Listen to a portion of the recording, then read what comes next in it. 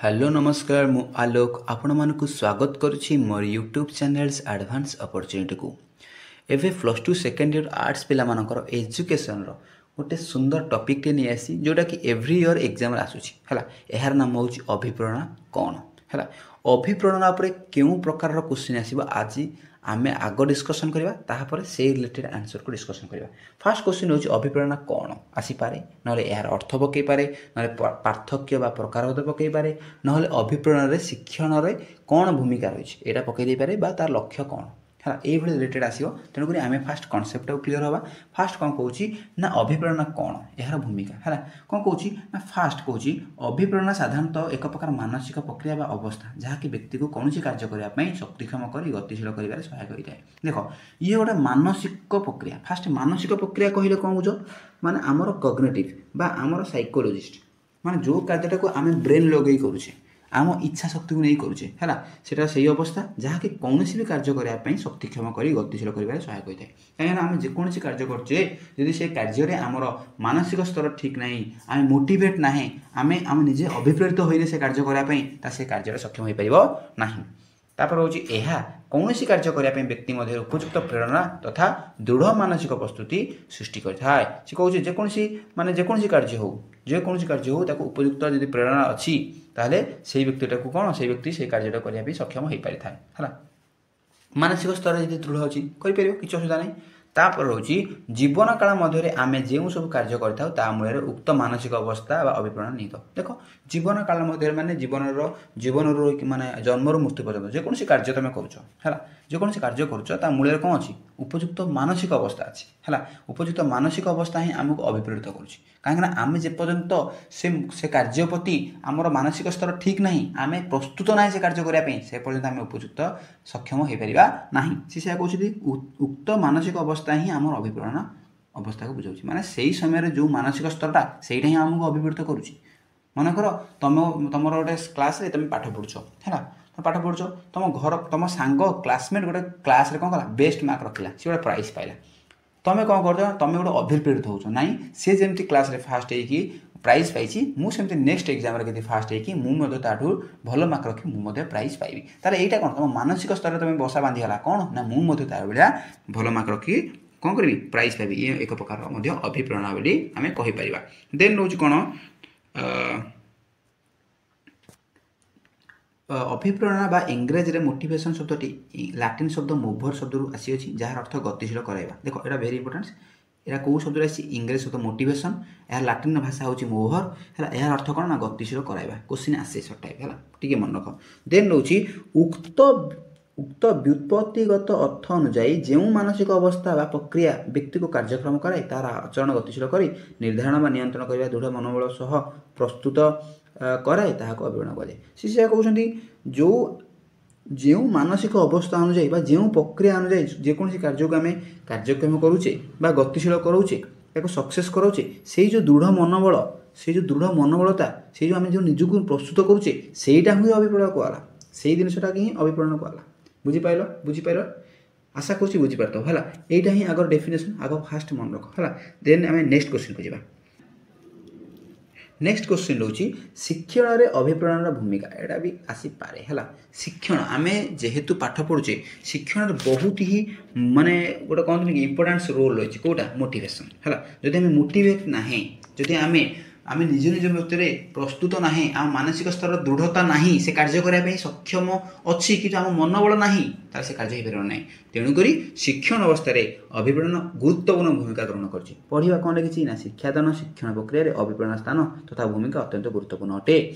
यह शिक्षण प्रक्रिया सह उत्तप्रोत भाव संपृक्त। देख ये शिक्षण प्रक्रिया सहित आमर जो टीचिंग जो अच्छी टीचिंग सिस्टम से टीचिंग सिस्टम सहित कौन मोटिवेशनटा रही है उपयुक्त अभिप्रेरणार अभाव शिक्षण कार्य फलप्रद होगा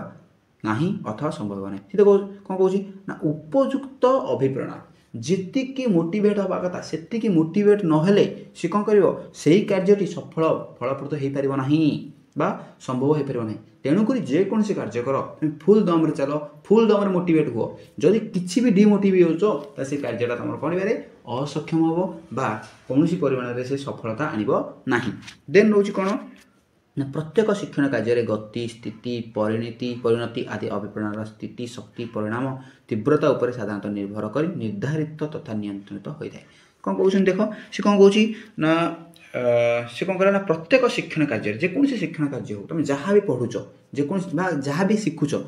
तार गति स्थिति परिणति आदि अभिप्रेरण स्थिति शक्ति परिमाण और तीव्रता पर साधारणतः निर्भर करे। देख तुम जहाँ भी शिखुच जो गति तुम गति करुच जो स्थिति तुम ग्रहण करुच सबु क्षेत्र में अभिप्रेरण परिणाम परिमाण अच्छी शक्ति अच्छी स्थिति अच्छी तीव्रता अच्छी। जदि तीव्रता ना ताहले सक्षम हो पारबनी जदि सठिक परिमाण अभिप्रेरण पाइन अभिप्रेरित होन काम करबनी ताहले जो अभिप्रेरण शक्ति तुम पाखे ना ताहले तुम पाइबनी तार स्थिति माने अवस्थित तुम मुंडरे यदि ना तुम मानसिक स्तर में थोड़ा प्रेजेन्सी ना ताहले मध्य हो पार ना। तेणुक गुरुत्वपूर्ण भूमिका रही कारण शिक्षण पद्धति जेकोसी शिक्षा तुम शिखुच जेकोसी विद्या तुम ग्रहण कर कौन से अभिप्रेरित हवा दरकार अभिप्रेरणा बहुत ही मुख्य भूमिका ग्रहण कर। ठीक अच्छे एवं नेक्स्ट क्वेश्चन को जावा अत्यंत गुरुत्वपूर्ण अटे कौन कही ना अभिप्रेरण प्रकार भेद बहुत ही गुरुत्वपूर्ण एव्री इयर्स पकाऊँगी है। अभिप्रेरण साधारणतः दुई भाग भेद है जदि आम गोटे करवा प्राकृतिक अंत अभिप्रेरण आ गोटे कृत्रिम बाह्य अभिप्रेरण। प्राकृतिक कला माने जोटा कि नेचर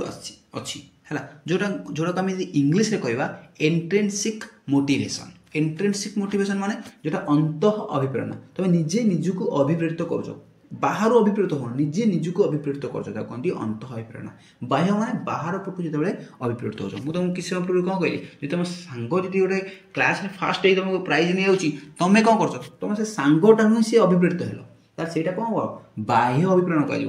तो मो सांगटा प्राइज पाइला मुझे प्राइज पाइबी से कहते बाह्य अभिप्रेरण। किंतु अंत अभिप्रेरण माने कौन माने निजे निज मन भितर चाहिए क्या शिखबानी निज मन भितर अभिप्रेरित हवा कहते बाह्य अंत अभिप्रेरण। टिके पढ़दवा कौन ना जिते बड़े व्यक्ति निजर मानसिक आंतरिक इच्छा आग्रह द्वारा परिचालित हो स्वतः प्रभुत भाव में लक्ष्य हासिल करने कार्य करे ताहाको प्राकृतिक अंत अभिप्रेरण कह। देख सी कौन कह आंतरिक इच्छा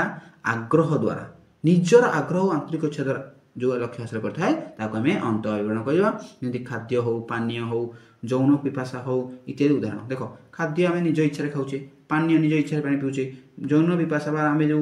मिलूचे मिलमिशी रोचे है जहाँ भी आम